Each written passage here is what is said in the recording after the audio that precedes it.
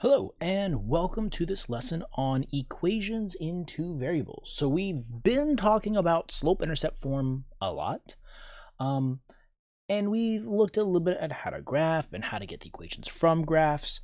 We're going to be doing a bit more of that in this lesson. We're going to be graphing equations using a different method, because not all equations can be graphed using the same method. And we're going to show you a way that kind of works all the time. So, how do I find solutions? That's the first thing we're going to do. And graph equations in two variables. Did you know that if your mom gave you $15 and you went to McDonald's to buy some milkshakes and fries, you could actually use a formula to figure out how many of each you could buy? A milkshake is $3 and medium fries about $2. So using this formula here, where X is the number of milkshakes you order and Y is the number of medium fry orders, would describe how much of each thing you could buy if you had $15 to spend. So here's a couple possible solutions. So one possible combination would be 5 milkshakes and 0 fries. If you bought 5 milkshakes, 5 times 3 is $15, and 0 fries, that would be exactly your $15. Or 3 milkshakes and 3 fries. That would be $15. Or 1 milkshake, that's $3, and 6 fries, that's $12. $3 and $12 would be $15. So each of these points is a possible solution to this equation. And so we're going to talk a little bit about solutions here in this lesson. So an equation in two variables, as you could probably guess by the very excellent name, is just an equation with two variables. Usually the variables we use are x and y, and that's because when we're graphing, we have an x and a y axis. But there's no rule that says it has to be x and y. A lot of times you'll see p's and q's and r's and t's and other variables. The other two vocab words we have here are the x-intercept and the y-intercept. The x-intercept is where the line crosses the x-axis. And that always happens when the y value is 0. So, for example, boom, boom. If I have some line like this, the x-intercept is where my line crosses the x-axis. X-axis, y-axis. So the x-intercept will be right there. That is the x-intercept. Where if I recycle this same picture, copy, paste, the y-intercept is instead where the line crosses the y-axis. And that's the only difference between them. X-intercept is where your line crosses the x-axis. The y-intercept is where the line crosses the y-axis. The y-intercept always happens when the x value is 0. We have that here. And that's because right here, this is when your x value is 0, is on the y-axis. And the x-intercept always happens when your y value is equal to 0, because that's what the x-axis is. This is where y equals 0. So the first thing we'd like to be able to do here is find some solutions to these equations. So we're going to fill in the table below to find solutions of the equation. Now you might be able to look at this right now and think, can you find an x and a y that would make this equation true? And you could probably come up with some just off the top of your head relatively easy. The problem is, after you come up with one or two, it might be hard to come up with more. Like I can see, if x is 1 and y is 0, 2 times 1 is 1, plus 0 more is 2. So that would work. But it's going to be hard to come up with 5 or 6 different solutions. So what we can do here is we can actually use like a method, use a system. Check this out. I'm going to plug in a bunch of different values for the x variable. And the values that I like to plug in are -1, 0, 1, and 2. I picked those numbers because they're small, near 0, and that usually makes my math easy. But before I do that, there's one thing I would like to do.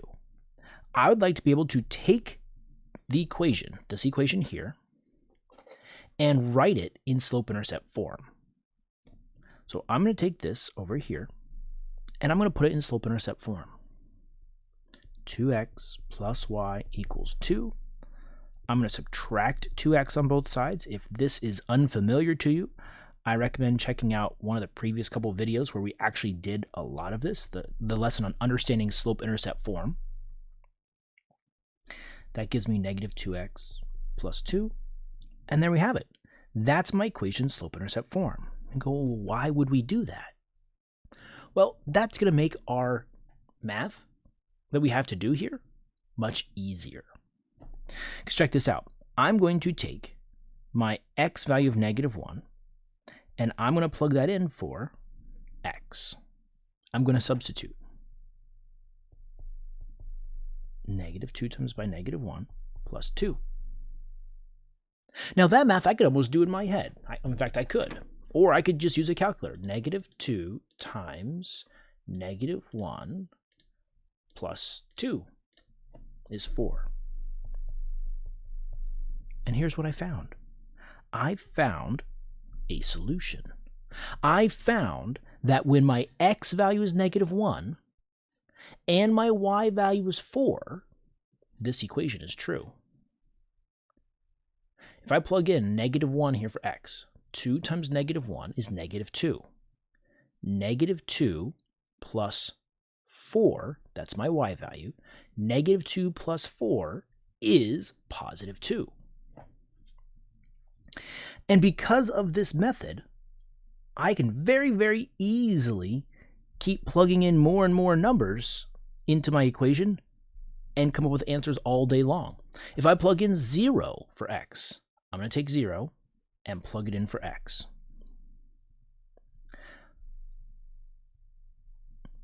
-2 times 0 is 0. 0 plus 2 is 2. I found another solution. When my x value is 0 and my y value is 2, that makes this equation true. This is a solution to that equation. Let's keep going. If I plug in 1 for x, so 1 for x, -2 times 1 is -2. -2 plus 2 is 0. I found another solution. And I keep going. I'm going to plug in 2 for x. I'm just going to plug in the next number down. So if I plug in 2 for x, that's here. -2 times 2 is -4. -4 plus 2 is -2. I've now found 4 different solutions to this equation. And by the way, there's an infinite number of them. But this method is much easier than just trying to do a guess and check off the top of my head. And you might be going, yeah, but this equation is very, very easy. You might be right. But check out this next one.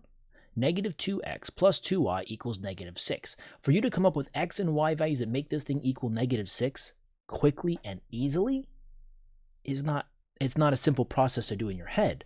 But if you solve for y, and then you just plug in some random numbers for x, it makes it actually quite easy to find the y values.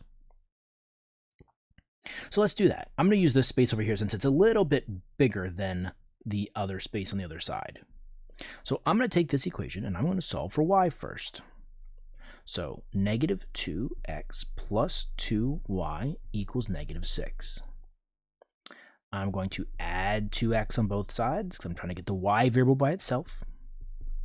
2y equals 2x minus 6. And then I'm going to divide by 2 on both sides, and y equals 1x minus 3. And that is a 1x there. 2 divided by 2 is 1. All right. So now I can plug in whatever numbers I want for x. I could even use ugly decimals if I wanted, but I like to stick to small numbers. So I'm going to change it up a little bit. I'm going to use negative 2, 0, 2, 4. There are still numbers that are close to 0. I like including a negative and a positive. So now all we're going to do is we're going to take those numbers and plug them in. I'm going to plug in negative 2 for x. Y equals negative 2 minus 3. Well, that's negative 5. Negative 2 minus 3 is negative 5. I'm going to plug in the next value for x. I'm going to plug in a 0 for x, and you probably don't need a calculator for that. It's negative 3. 0 minus 3 is negative 3. And then I plug in the next value. Oopsie. If I plug in a 2 for x, 2, positive 2 this time, 2 minus 3 is negative 1. And then I'm going to plug in a 4 for x. 4 minus 3 is positive 1. I've found multiple solutions to this equation. The reason why we solve for y first, the reason why we did all this, is to get down to slope-intercept form. It's to make it very easy and very quick. When I plug in these x values, I can come up with my y values with a very little bit of work. If we didn't do that, if I plugged in negative 2 here, which you absolutely could do, the problem is if you plugged in negative 2 here, you would have to multiply this, then subtract it to both sides, then divide by 2 on both sides in every single one of these problems. But by solving for y first, you only had to do this solving one time, and then after that, plugging these numbers was very simple, quick, and easy. All right, so if that's confusing, watch it a second time. If you got it, go ahead and try letter C here. So go ahead and pause the video, try this one on your own, and when you're ready to continue, hit play, and we'll go through it together.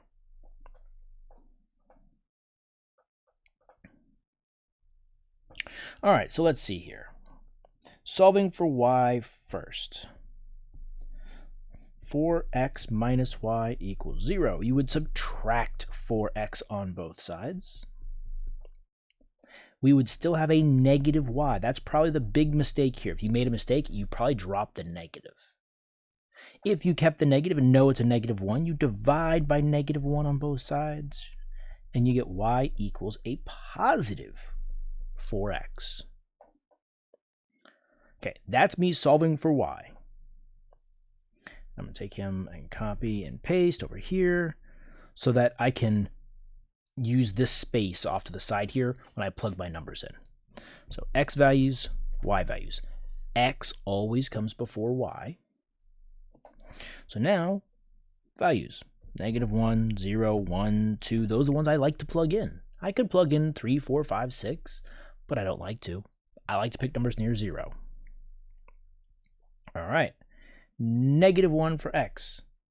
You probably don't even need to write this down. That's just going to be 4 times negative 1. 4 times negative 1 is negative 4. Plugging in 0 for x. That's 4 times 0 is 0. Positive 1 for x. 4 times positive 1 is 4.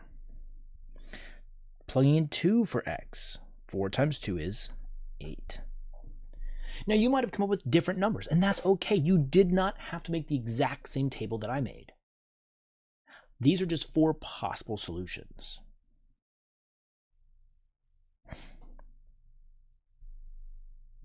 Now, The next example here would like us to graph the previous 3 problems in a space provided.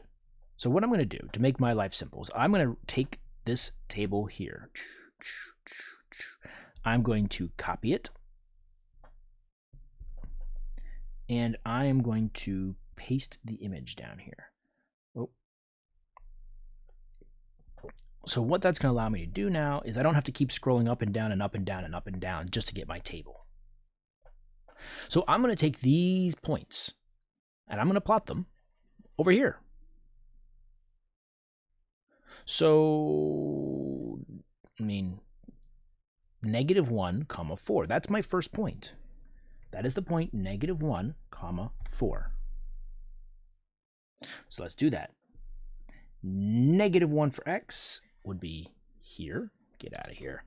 -1 for x, 4. 1, 2, 3, 4 is right there. That was my first point. 0, 2. 0 in x, 2 in y. I'll be honest with you, I already have a straight line. The rest of these points should fit on this straight line that I have going on here. 1, 0, 1, 0, still a straight line. And lastly, 2, -2, 2, -2.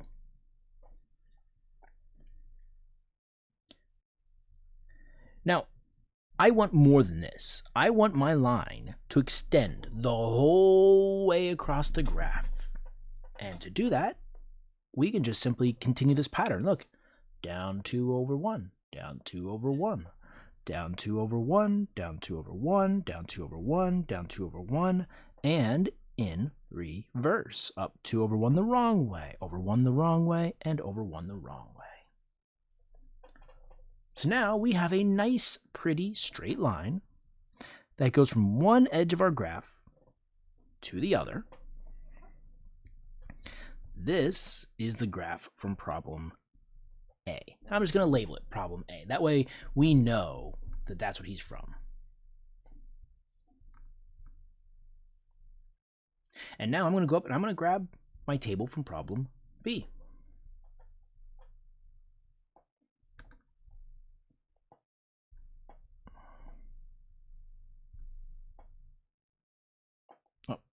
Oh well, close enough, right? So there's the problem. There's the table from problem B. Actually, let me do this right. Paste image. There we go. All right. So from problem B, here's what we got. Okay, that's not too bad. We can just graph all that information. So I'm gonna change color here. Why not? Red. So I'm going to graph the point -2, -5. -2 in x, -5 in y. So -2, -2, 3, 4, -5 in y. So it should be right about there. The next one is 0, -3. That's 0 in x, -3 in y. Right there. 2, -1, 1, 2, -1. 4, 1, 1, 2, 3, 4 in x, +1 in y. And now I have 4 points in a straight line. So I can go like this and even extend it in the other direction. Boom, boom. That is the graph from letter B.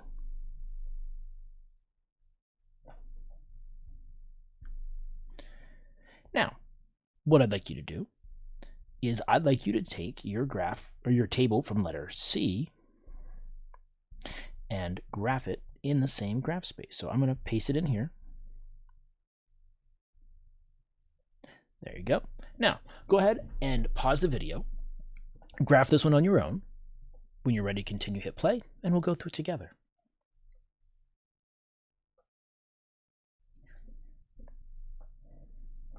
All right, so -1, -4. That's -1 in x, -1, 2, 3, 4 in y. Huh, we already have a line. Our other line goes through that same point, but that's okay. Excuse me. 0, 0 would be right at the origin. 1, 4.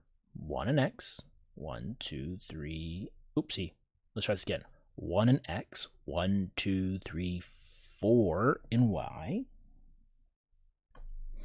And finally 2, 8. 1, 2. 1, 2, 3, 4, 5, 6, 7, 8 will be right there. And now I have line. Now if you do this and you draw your line and it's not going through each of your points exactly, that means you messed up somewhere. Okay, it should go through all of your points. If you have some like random dot that's like over here, you probably just miscounted somewhere. Go back and check the math again, or check your coordinates again, or maybe you screwed up in the math up here, and that's why your point's wrong. But it's simple enough to fix, because if all of these points make a straight line, one point that doesn't fit into the line is wrong, and you fix it. This is the line from letter C.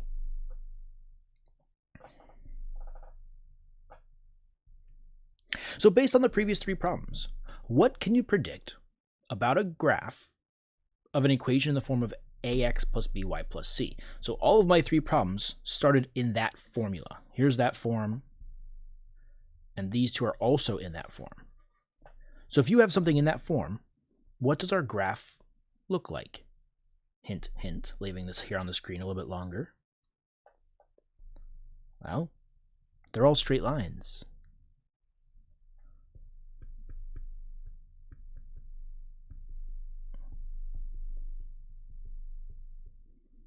They're all straight lines. That form, as we called it, that's called standard form. And that is another way to write the equation of a line other than the y equals mx plus b. They both make straight lines. In fact, you can convert from one of these forms to the other relatively easily. Now, this is where this method that we're learning really comes in handy, because we have a lot of students who struggle graphing this and this because they're not familiar with it. It doesn't look like slope-intercept form. It doesn't fit into what we have already in our heads. But if you use this method I'm showing you now, it's very easy. We make the same table we're going to make, x and y. Now the difference here is it says x equals 3. Which means before I would put in like -1, 0, 1, 2. I can't do that. X equals 3. My x value is not 3. Okay, so I put in 3. What about my other x value? It has to be a 3. All of them have to be 3. That's what this says. X is 3. X equals 3. If you plug in something not 3 in for x, you're wrong. Now, for our y values, well, how do I figure this out? Because if I would plug in 3 for x, I get 3 equals 3. Yay. What about my y value? Good news is, you can pick anything you want. As long as x equals 3, you're good. You're correct. So I could plug in 1 and -2 and 3 and 0. I can plug in anything I want. As long as this is true, x equals 3, we're correct. And when I graph this line, I'm going to graph the point 3, 1, 3, 1, 3, -2, 3, 3, 3, 0. You can see what my line looks like, can't you? It's a perfectly vertical up and down line. And every place on this line, I'll slide them over just a teensy bit. Every place on this line has an x value of 3. That's 3, 9. The x value is 3. That's 3, -7. the x value is 3. As everywhere on this line, the x value is 3. All right, letter B. Same deal, except this time, y equals -2. So as long as I plug in a -2 for my y value, we're good. X value, anything you want. If you just want to do 1, 2, 3, 4, fine. And check this out. So y value of -2. So my first point is x is 1, y of -2. X of 2, y of -2. X of 3, y of -2. X of 4, y of -2. And you can see this line as well. This is now a horizontal line.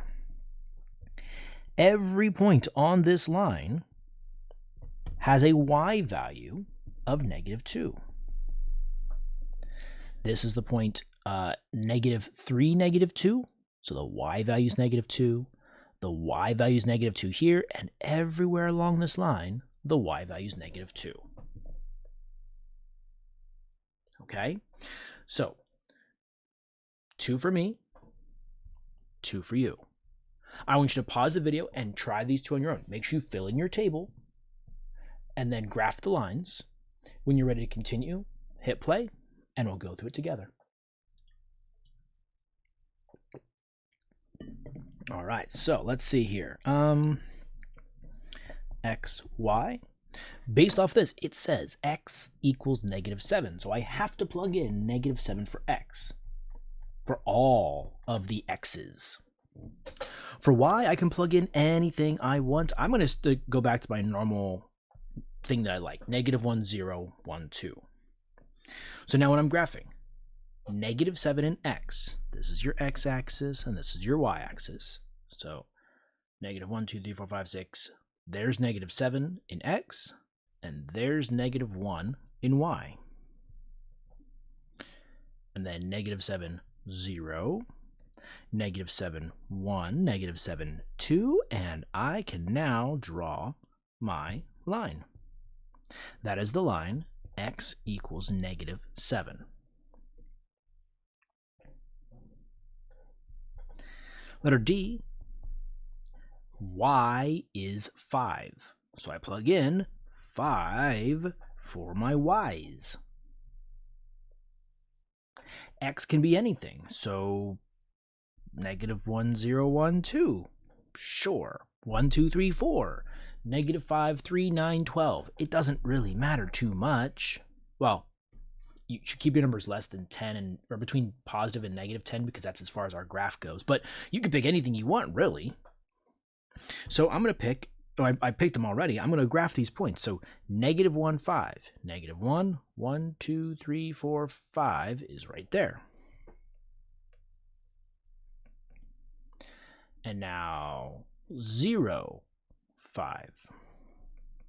1, 5, 2, 5, and we have a nice, pretty, in this problem, horizontal line, y equals 5. Okay, so we've looked at graphing equations from standard form. We looked at graphing these kind of weirder equations, and the way we did it is by making a table or by using a table. Now, how could you tell if the graph will be like a vertical line, a horizontal line, or if it's going to be kind of a diagonal slanty line? How can you tell by looking at the equation which of these it's going to be? And it's because, well, these only have one variable in them. Y equals 2, x equals 4, where the slanty guys have two variables. Y equals 3x minus, negative 3x minus 2. Y equals 1/4 x, I don't know, plus 8. I'm just making up things. But these have 2 variables, and you get slanty lines. 1 variable, and you get either a vertical or a horizontal.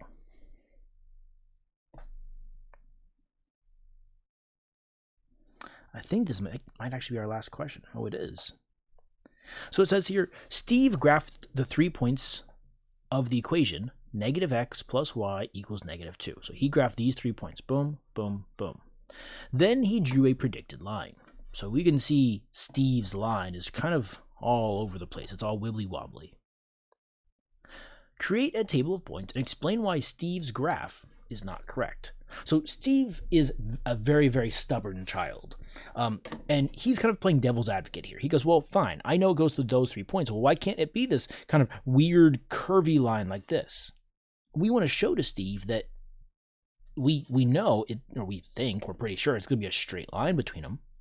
How can we show that? Well, here's what I'm going to do. I'm going to pick a point. Something like in between here. I'm going to show him that this line doesn't go way up here and like swoop up. That like what we think it would be like, well, along this line right here. So what happens when x has a value of 2? If I take my equation and I plug in a value of 2 for x, I could plug it in right there, or like we did in the problems up above, I could solve for y first and make my life a little bit easier. That's what I'm going to do. And this will help you out as well. Now what I'm going to do is I'm going to plug in 2 in my new equation right down here. And if I do that, I'm going to get y equals 2 minus 2 is 0. That's the point right here. That's kind of where we thought it would go. And if I plugged in, say, one more point, let's plug in the point when x is -3.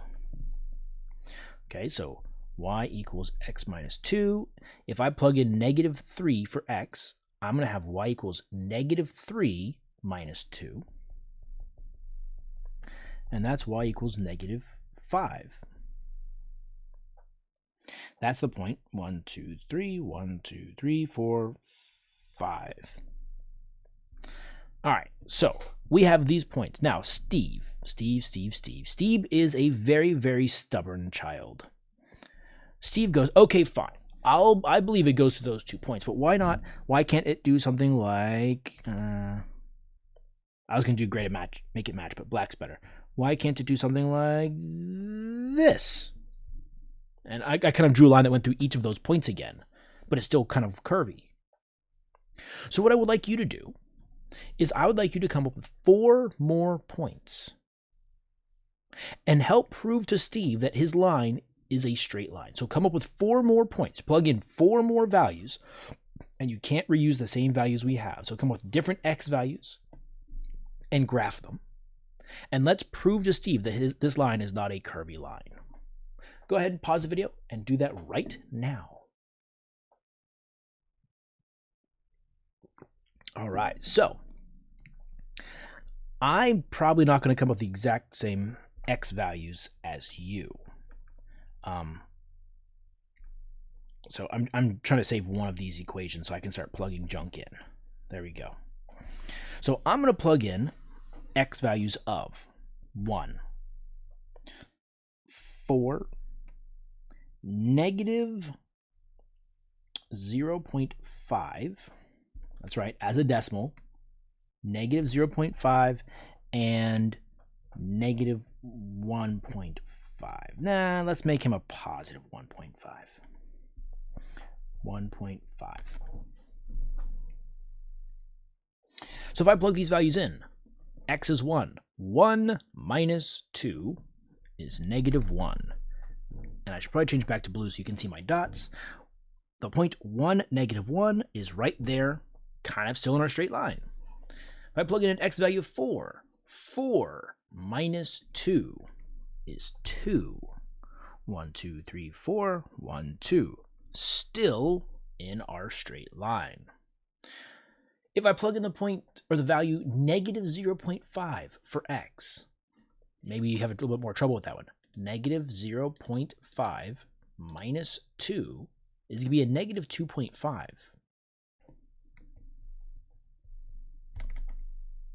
I can still graph that, even though they're decimals. Check this out. Negative 0.5 in x is halfway between 0 and negative 1. Negative 1, negative 2. Negative 2.5 would be halfway between negative 2 and negative 3. So it's right here between these two other black dots. So we could even use decimals to prove that even between these two dots, it's not a curvy. My last point here is 1.5. If I take 1.5 and plug it in, 1.5 minus 2 is negative 0.5. And that is 1.5 in x, negative 0.5 in y is right there. And now Steve has to finally admit that this will make a straight line. Because even between the dots, even in here, we had decimals that still show that it is a straight line. Summary. Could you please give at least 3 steps you would tell a struggling friend on how to graph equations with 2 variables? What steps would you use? Kind of give a summary of the process a little bit. Think about it, pause the video, and then hit play when you're ready to continue. Okay, so things that I would recommend. Steps. 1. Write the equation in slope-intercept form.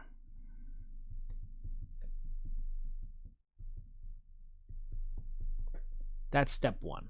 I would write the equation in slope-intercept form. Step 2. I would make up small x values. I like to use negative 1, 0, 1, 2. There are times that those are not the best numbers to use, but I like to pick small numbers because it just makes the math typically a lot easier. And then finally, graph your points.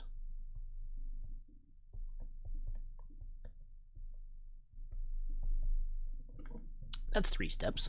You could probably come up with more, but those are the 3 steps that I would come up with. I mean, you could say in here, we could add in make a table. And each of the problems up above, you already had a table made for you, but if you're just doing some other random problem, you may not have a table, but you can make your own. Okay? So this has been a method for graphing lines, making a table. In the next lesson, we're going to show you another method for graphing lines that you're probably going to like a whole lot more. But there are times like, as I was saying, these problems, the method we're going to learn in the next lesson isn't going to work here. So making a table is pretty much the way to do these types of problems. All right? So until next time, thank you so much for watching. Toodles.